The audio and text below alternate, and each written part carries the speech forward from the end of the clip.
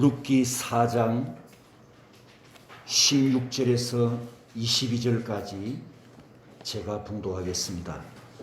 나오미가 아기를 받아 품에 품고 그의 양육자가 되니 그의 이웃 여인들이 그에게 이름을 지어주되 나오미에게 아들이 태어났다 하여 그의 이름을 오벳이라 하였는데 그는 다윗의 아버지인 이새의 아버지였더라.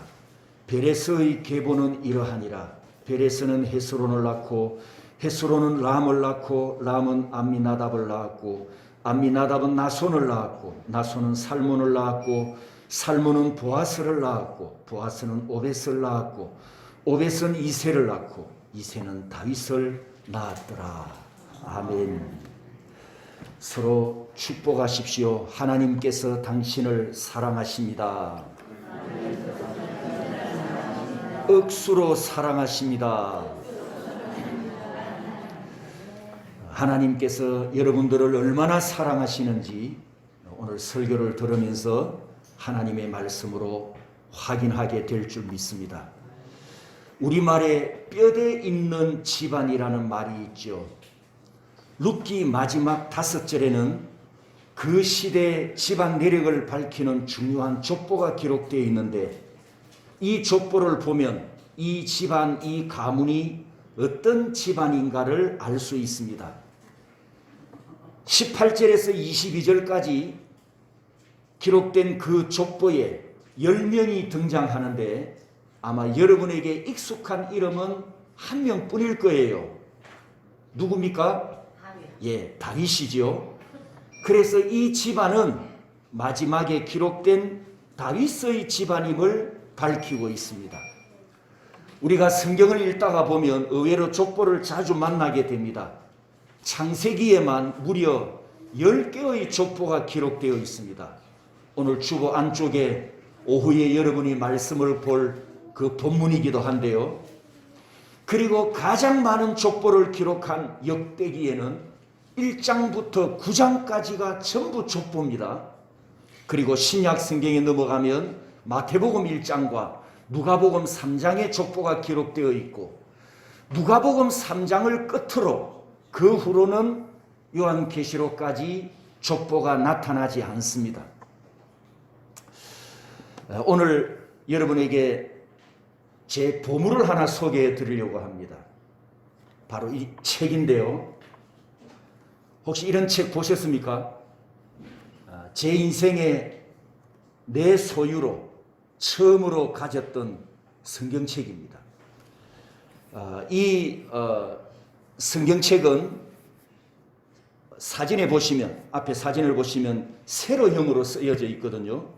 옛날 성경책은 이렇게 세로형으로 쓰여져 있는데 옆에 줄이 그어져 있죠. 한 줄은 인명이고 두 줄이 그어진 것은 지명을 그렇게 표시를 해놓은 옛날 성경책입니다.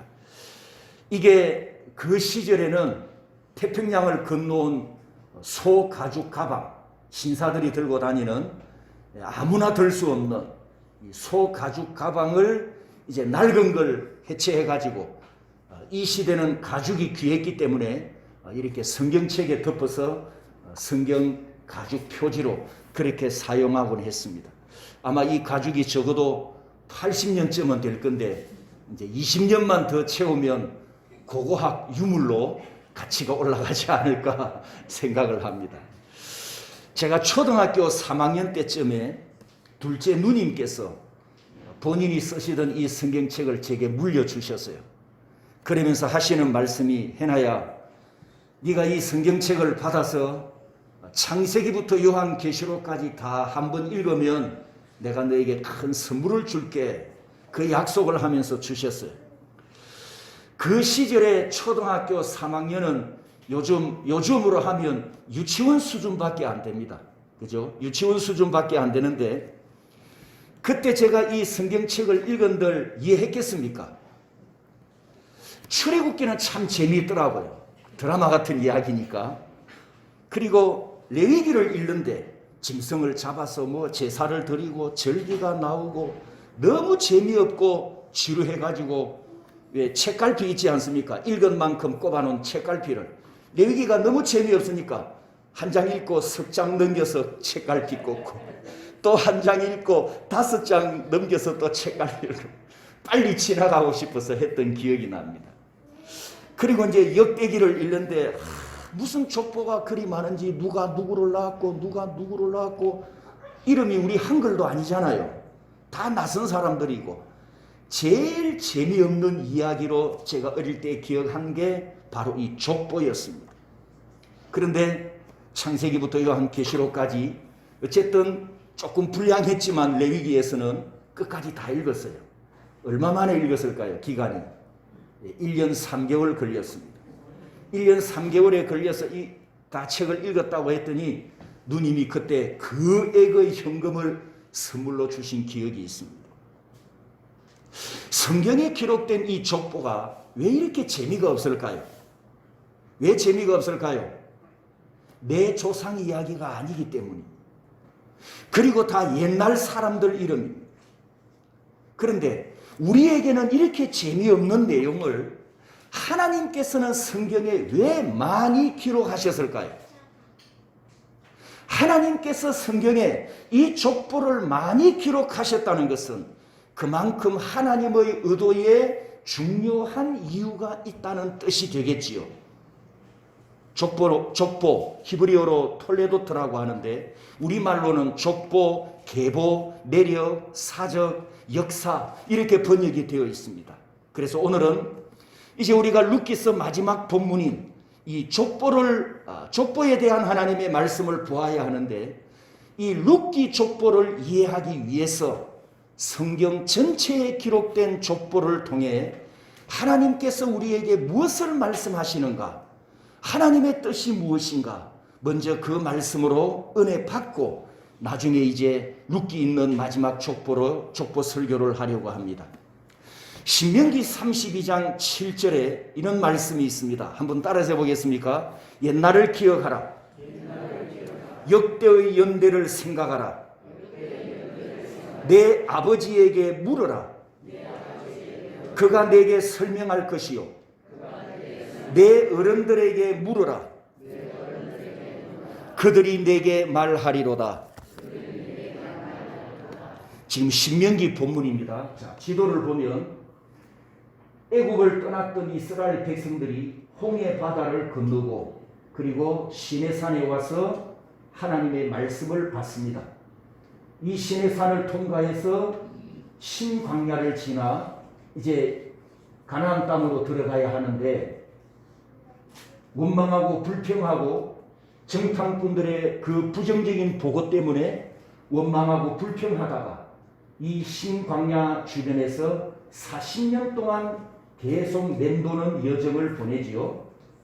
그리고 40년이 지난 후에 이제 요단강 동쪽 편에 있는 모압 땅을 거쳐서 요단강을 건너가지고 가나안 땅에 정착을 하는데, 오늘 본문을 읽은 이 신명기 지점이 바로 이 모압 평지에 있는 사해 바다 밑에 있는 이점에 진치고 있을 때, 여기까지 왔을 때 하나님께서 모세를 통해서 이 신명기 말씀을 주셨습니다. 이 신명기에 모세가 선포한 3편의 설교가 기록이 되어 있습니다. 이스라엘 백성들을 조상들이 약속받은 가나안 땅으로 인도하기 위해서 지난 40여 년 동안 이 모세가 산전수전 다 겪으면서 이 백성들을 이끌고 왔지 않습니까?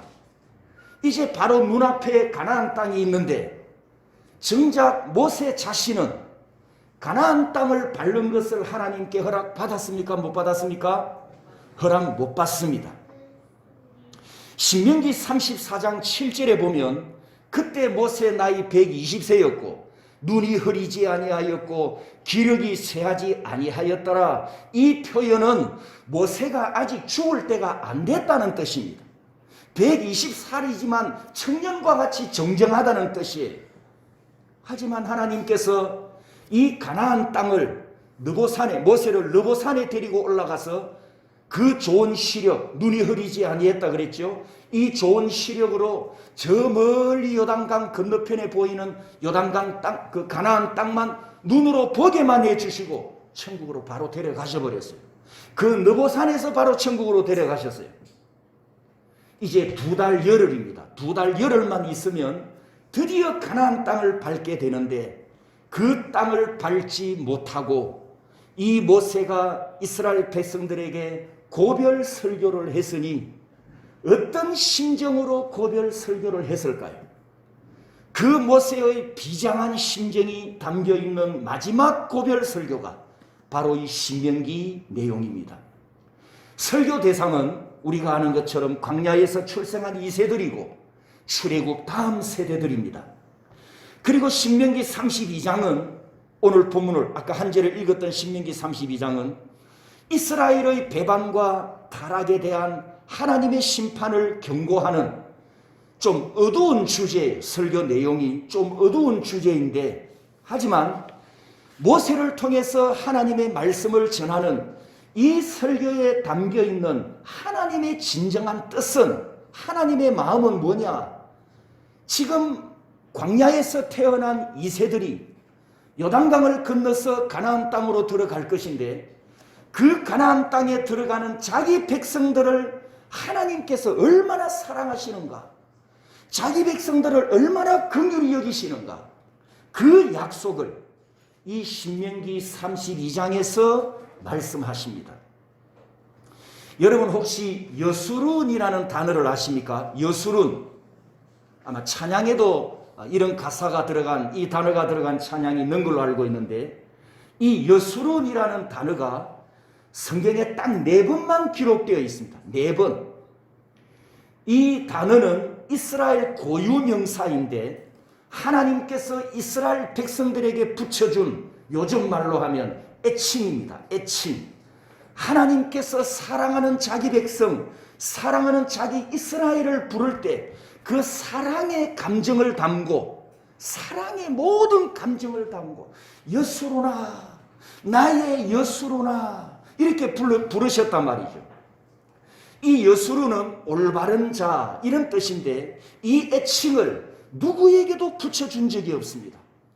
하나님께서 그만큼 택하신 이스라엘 백성들을 사랑하시고 돌보시는 영원히 변함없는 사랑으로 함께해 주신다는 하나님의 강한 사랑의 의지가 담겨있는 단어가 바로 이 여수룬입니다. 광야에서 태어난 2세들에게 이제 곧 젖과 꿀이 흐르는 약속의 땅을 밟을 다음 세대들을 여수루나 이렇게 부르시면서 아까 우리가 읽었던 7절을 말씀하십니다. 이 7절은 가나안 땅에 들어가는 다음 세대가 가나안 문화와 풍습과 세속에 물들지 않고 가나안이라는 이 어두운 종교적으로 영적으로 타락하고 어두운 이교도들이 살고 있는 그 가나안이라는 세상 속에서 여술은 의로운 자로 살아갈 수 있도록 하나님께서 미리 예방으로 주신 말씀이에요. 예방. 여러분이 지금 바이러스 감염을 예방하기 위해서 백신 주사를 미리 맞지 않습니까? 그래서 신명기 32장 7절은 가나안 땅에 들어가는 다음 세대들에게 이 백신 주사와 같은 그런 말씀을 하나님께서 미리 주셨던 거죠. 이 7절을 보면 기억하라, 따라서 봅니다. 기억하라, 생각하라, 물어라. 세 가지 구체적인 명령이 있습니다. 또 따라서 해볼까요? 옛날을, 역대의 연대를 내 아버지에게 물어라. 세 가지 지혜로운 방법을 하나님께서 주셨습니다. 자, 첫 번째 따라서입니다. 옛날을 기억하라. 성경에서 옛날은 여러분 단순히 지나간 과거가 아닙니다. 전설의 고향이 아니고요. 전설의 고향이 아니고 성경에서 옛날은 아주 중요한 의미를 담고 있습니다. 하나님의 약속의 말씀이 성취된 흔적이 남아있는 옛날이에요. 하나님의 역사에 생생한 흔적이 남아있는 옛날입니다. 그냥 옛날이 아니란 뜻이에요. 하나님의 말씀이 어떻게 성취되었는가, 역사적인 사실로 그 기록과 흔적이 남아있는 옛날, 하나님의 역사가 생생하게 이루어졌던 그 흔적이 남아있는 옛날. 그래서 이 옛날 히브리어를 예모트 올람이라고 하는데 데이, 날, 하루, 날, 욤. 이 욤이 복수가 되면 예모트가 되고, 그리고 올람은 영원이라는 뜻을 가졌습니다. 그래서 예모트와 올람이 합쳐지면 옛날이 되면서 그 옛날의 범위가 포괄적이고, 옛날의 범위가 포괄적이어서 어디까지 올라가냐? 에덴 동산에 있었던 역사와 이야기까지 거슬러 올라가는 모든 옛날, 이렇게 성경에서 말씀하고 있습니다. 여러분, 창세기에 수많은 이야기들이 있지 않습니까? 인간은 배반하고, 인간은 범죄하고, 인간은 강팍하여 심판을 받지만 그 심판 중에서도 하나님께서 택하시고 하나님께서 사랑하시는 자기 백성을 구원하시기 위해 이끌어오신 수많은 사랑의 이야기들이 창세기에 예모트 올람, 이 옛날 이야기 속에 다 들어있잖아요. 그 창세기 옛날 이야기 속에 하나님의 아픔도 있고 하나님의 눈물도 있습니다. 그 이야기 속에 구원받은 족장들의 이야기, 성도들이 연약하여 넘어지는 순간도 있었고, 아브라함, 야곱 족장들처럼 한눈 팔면서 잠시 옆길로 새 나갔다가 다시 돌아오는 회복 이야기도 옛날 창세기 이야기 속에 다 들어있습니다. 사람은 부족하고 사람은 연약하여 바람에 흔들리는 갈대처럼 왔다 갔다 했었지만 사랑이 많으신 하나님께서는 끝까지 자기 백성을 포기하지 아니하시고 구원을 완성해 가시는 하나님의 열심이 이 옛날 이야기 속에 다 담겨 있습니다. 그래서 이 길을 예레미야 선지자는 이렇게 표현합니다. 여호와께서 이와 같이 말씀하시되 너희는 길에 서서 보며 옛적 길, 여기도 예모트 올람입니다. 옛적 길 곧 선한 길이 어디인지 알아보고 그리로 가라. 너희 심령이 평강을 얻으리라. 이 예레미야 선지자의 말씀에 의하면 옛적 길, 선한 길, 토보의 길, 이 길을 하나님의 복이 있는 길이라 이렇게 말씀하고 있습니다. 자, 제가 여러분에게 질문을 하나 드리겠습니다. 구약 성경에서 구약 성도들에게 마지막으로 성취되는 복은 어떤 복일까요? 제가 구약 성경이라고 했으니까 창세기부터 말라기까지 다 포함하겠죠. 그 시대 성도들에게 마지막으로 성취되는 복이 무슨 복일까요? 창세기 3장 15절에 여인의 후손 메시아가 이 땅에 오시는 복입니다. 이게 그들이 기다리던 마지막 복입니다. 그렇다면 옛날 이야기 속에 족장들이 걸어왔고 믿음의 조상들이 걸어왔던 그 옛적 길은 어떤 길이냐? 메시아가 이 땅에 오신다는 약속을 믿고 그 하나님의 약속이 성취될 것을 믿고 걸어갔던 신앙의 길이었습니다. 할렐루야. 이 길에 세상과 싸우는 영적 전쟁이 있었어요. 세속과 물욕과 탐욕과 싸우는 영적 전쟁도 있었습니다. 그리고 만군의 여호와를 경외하는 신앙 때문에 다니엘의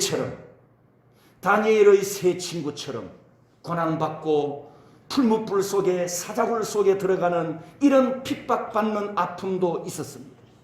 하지만 조상들이 인내하면서 이 길을 포기하지 않고 끝까지 걸어왔던 길은 이 옛적 길 끝에 내가 지금 믿음으로 걸어가고 있는 일 마지막에 하나님의 토브의 길, 메시아가 오신다는 이 약속이 이루어질 것을 믿고 걸어갔던 것입니다. 세상과 싸우면서 환난을 인내하면서 이 길을 걸었던 조상들의 삶에 부어주신 하나님의 토브, 하나님의 복을 우리는 성경에 기록된 말씀으로 그 증거품을 보고 읽고 듣고 있습니다. 그리고 히브리서 11장에 넘어가 보면 이 옛적 길을 승리자로 걸어왔던 믿음의 조상들을 우리 눈에 한눈에 보도록 딱 펼쳐놨는데요. 우리 선조들이 옛적 길을 어떻게 걸어왔는지 여러분 한번 교독을 한번 해보겠습니다. 그들이 읽으면서 그들이 어떤 상황에 이 믿음의 길을 걸어갔는가를 한번 정독해 보시기 바랍니다. 교독합니다. 믿음은 바라는 것들의 실상이요 보지 않는 것들의 증거니 믿음으로 노아는 아직 보이지 않는 일에 경고하심을 받아 경외함으로 방주를 준비하여 그 집을 구원하였으니 이로 말미암아 세상을 정죄하고 믿음을 따르는 의의 상속자가 되었느니라.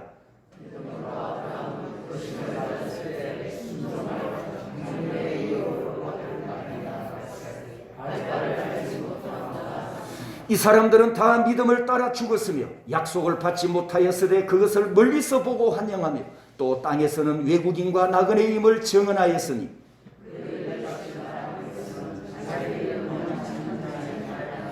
그들은 믿음으로 나라들을 이기기도 하며 의를 행하기도 하며 약속을 받기도 하며 사자들의 입을 막기도 하며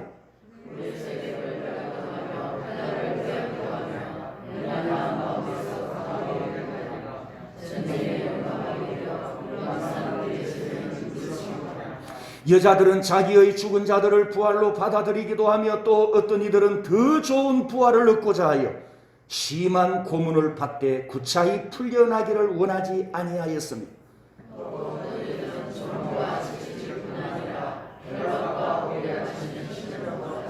돌로 치는 것과 톱으로 켜는 것과 시험과 칼로 죽임을 당하고 양과 염소의 가죽을 입고 유리하여 궁핍과 환난과 학대를 받았으니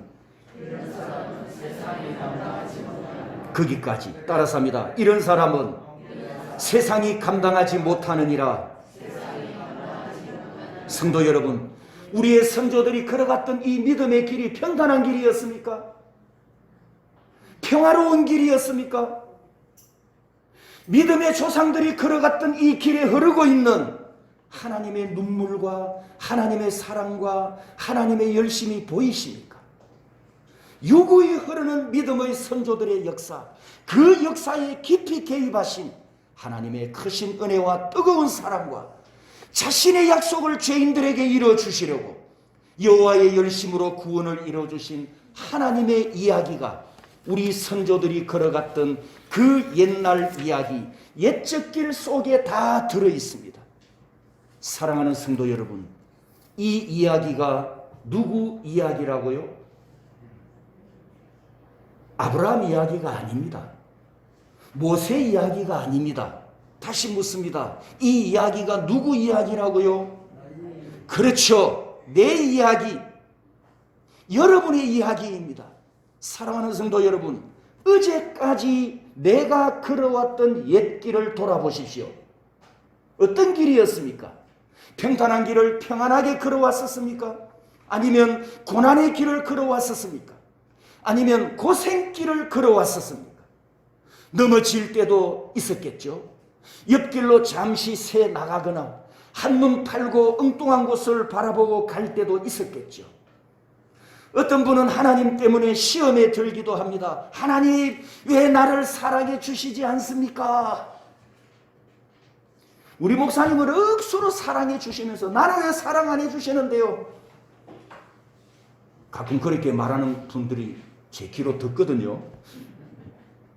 아, 성도들은 이렇게 생각하는가 보다. 하나님께서 목사만 많이 사랑하고 성도니까 많이 사랑 안 하는가 보다.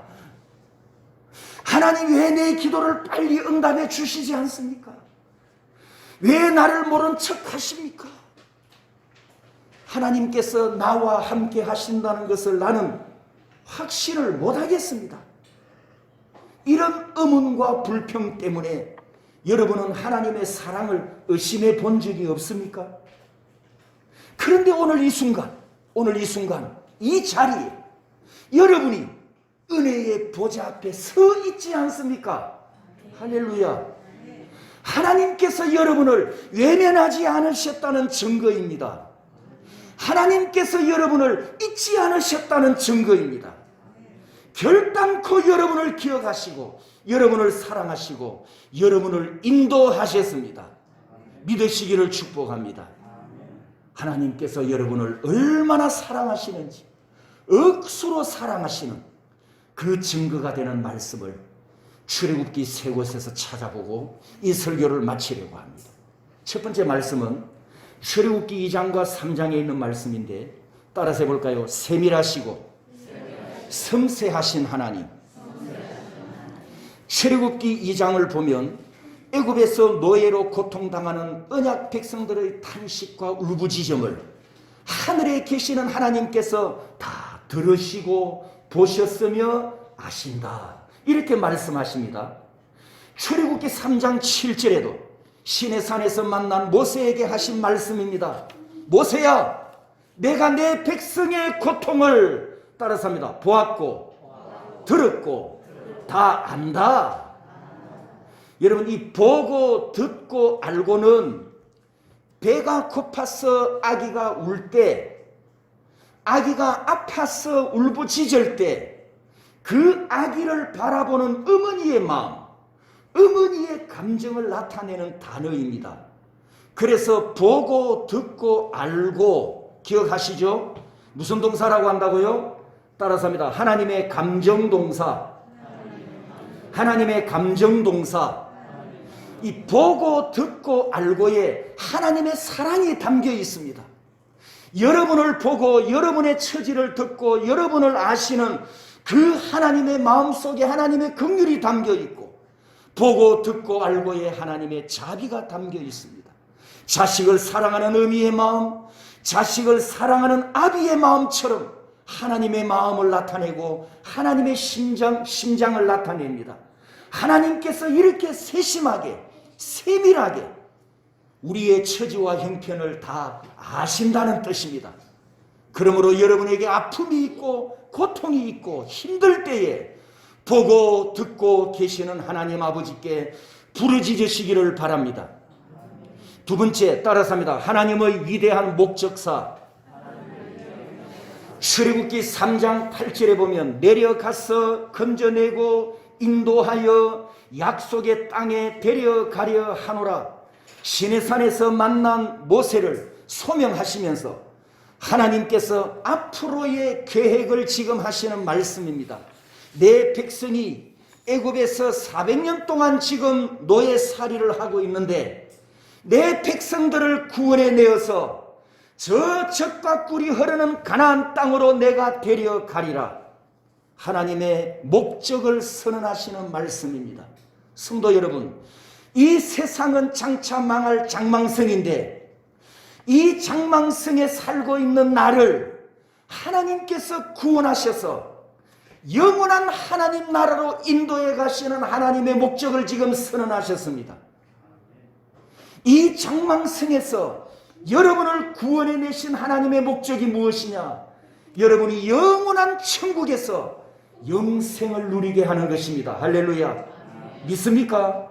그런데 왜 의심하십니까? 그런데 왜 흔들거립니까?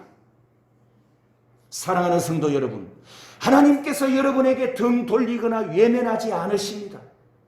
내 눈에 보이지 않고 내 손에 잡히는 것이 없어서 우리는 가끔 의심하고 흔들리지만 하나님께서는 나를 보고 하나님께서는 내 부르짖음을 듣고 하나님께서는 내 형편과 처지를 다 알고 계시는 아버지이심을 믿으시기 바랍니다. 그리고 하나님의 목적은 나를 천국까지 인도해 가시는 구원 완성입니다. 내 구원이 완성될 때까지 만군의 여호와의 열심으로 반드시 이루어 가실 줄 나는 믿습니다. 세 번째 말씀 따라서 합니다. 하나님의 구속 경영 선언. 출애굽기 6장에도 4개의 단어가 나옵니다. 속량하여 삼고 알지라 기업을 삼게 하리라. 하나님께서 지금 선언하십니다. 내가 내 자녀를 구원하기 위하여 나는 이렇게 경영하리라. 구원 경영, 하나님의 구원 경영. 내 백성을 구원하기 위해서 나는 이렇게 경영해 가리라. 첫 번째, 속량하여 고엘. 우리가 룻기서에서 고엘 설교를 많이 들었습니다. 내가 범죄자인데, 내가 심판받아야 할 죄인인데 독생자를 보내셔서 고엘 피 흘리심으로 그 피값으로 나를 구속하셨고 죄에서 자유함을 주셨고 사망에서 해방시켜 주셨습니다. 그러므로 이 고엘에는 독생자의 피가 흐르고 있는 동사입니다. 십자가 위에 매달리셔서 물과 피를 다 쏟아내신 예수님의 선혈이 흐르는 동사가 바로 이 고엘입니다. 하나님 아버지께서 나 같은 죄인을 사망의 구덩이에서 건져내시려고 이렇게 구원 경영을 이루어 주셨습니다. 두 번째, 너희를 내 백성으로 삼고라고 말씀하셨습니다. 여러분, 하나님께서 내 하나님이 되어 주셨어요. 내 하나님. 우리의 하나님이 아니고 내 하나님, 나의 하나님. 나 같은 인간을, 나 같은 죄인을 하나님의 거룩한 친백성으로 삼아 주셨어요. 자, 옆 사람한테 한번 물어봅니다. 당신 그럴 자격이 있습니까? 그럴 만한 가치가 있었습니까? 여러분, 고린도전서 1장 26절 28절 말씀을 보면 이 말씀처럼 우리는 자랑하고 큰소리치고 힘주고 교만할 것이 하나도 없습니다. 이런 나를 구원하실 경영으로 독생자를 보내주셨고 나에게 영생을 주시려고 예수님이 친히 대속제물이 되게 하셨습니다. 우리는 하나님께 은혜의 빚진 자입니다. 우리는 하나님께 사랑의 빚진 자일 뿐입니다. 너희를 내 백성으로 삼고 하나님께서 나를 구원하기 위해 이렇게 구원 경영을 해 이루어 가십니다. 그리고 네 번째 단어가 기업을 삼게 하리라. 구원받은 성도 여러분, 여러분을 하나님의 기업으로 삼으셨답니다. 하나님이 여러분 기업, 여러분의 회장님이십니다. 그러므로 책임은, 내 미래의 책임은 몽땅 하 회장님께 있음을 믿습니다. 하 회장님께서 책임 경영을 해 가시기 때문에 나는 반드시 천국에서 영원한 하나님의 기업으로 영생할 줄 믿습니다. 도표를 보십시오. 방금 세 개의 말씀을 여러분에게 드렸습니다. 보고, 듣고, 알고 세 개의 감정 동사와 내려가서 건져내고 인도하여 데려가려 네 개의 위대한 목적사와 속량하여 삼고 알지라 기업을 삼게 하리라 네 개의 구원 경영 선언이 한 방향을 향해서 전진해 가고 있음을, 한 목적을 향해서 함께 달려가고 있음을 보게 됩니다. 여러분, 모두 11개의 단어입니다. 11개의 단어.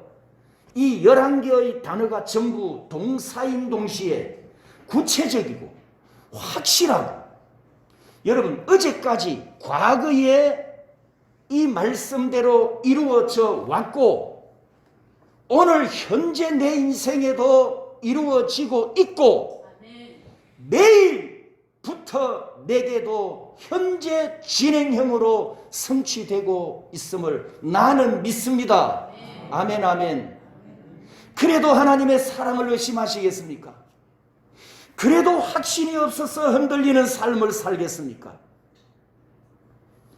히브리서 11장에 기록된 아까 우리가 읽어보았던 선조들의 옛적 길을 바로 이 말씀대로 걸어왔던 것처럼 저와 여러분들도 현재 이 길을 걸어가고 있습니다. 이 길에 하나님의 역사하심이 있고 이 길에 하나님의 사랑이 흐르고 있습니다. 이 길에 하나님의 토부가 있고 이 길에 십자가의 공로가 있고 여러분이 걷는 그 길에 보혈의 능력이 있습니다. 여러분이 걸어가는 그 길에 하나님의 복이 있습니다. 여러분이 걸어가는 그 길에 하나님의 인도하심이 있습니다. 하나님께서 인도하시는 길로 걸어가는 삶에 하나님의 축복이 있습니다. 할렐루야. 이런 부모를 둔 자녀들이여, 아시레와 저 뒤에 앉아있는 우리 자녀들, 이런 부모를 둔 자녀들이여 토부의 길을 걸어왔던 믿음의 선배들에게 물으세요. 신명기 32장 7절 말씀입니다. 현재 하나님의 인도하심을 받고 따르고 있고 복된 믿음의 길을 걸어가고 있는 부모님들에게 물으세요. 내 아버지에게 물으라. 그가 내게 설명할 것이요. 여러분의 가정과 여러분의 인생에 하나님의 말씀과 역사하심을 물어볼 수 있는 부모님들이 함께 있다는 것은 자녀 여러분들에게 큰 복인 줄 알아야 됩니다. 내 어른들에게 물어라 그들이 내게 말하리로다. 지금까지 수십 년 인생을 살아오면서 살아있는 하나님의 역사를 무수히 체험한 어른들이 교회 공동체 안에서 함께 신앙생활을 한다는 것은 젊은 여러분들에게 큰 복인 줄 알아야 합니다. 왜냐하면 이분들은 여러분의 앞길을 비춰줄 내비게이션이기 때문입니다. 그러므로 반드시 물으세요. 신명기 32장 7절 말씀처럼 반드시 물으세요. 또 묻고 또 물으세요. 이분들이 내 집에 부모님으로 계시고 이분들이 교회의 선배로 있다는 것이 얼마나 큰 복인가. 그건 이제 다음 주 설교에서 대비될 겁니다.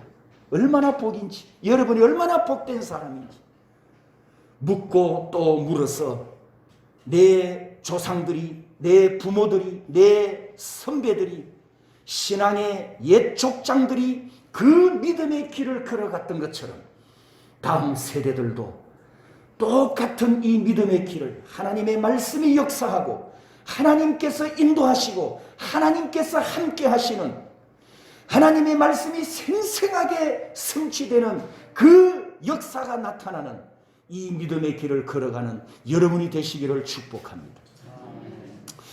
오늘 두 번째 본문으로 읽었던 신명기 32장 7절을 우리가 교독하고 이제 통성기도 하겠습니다.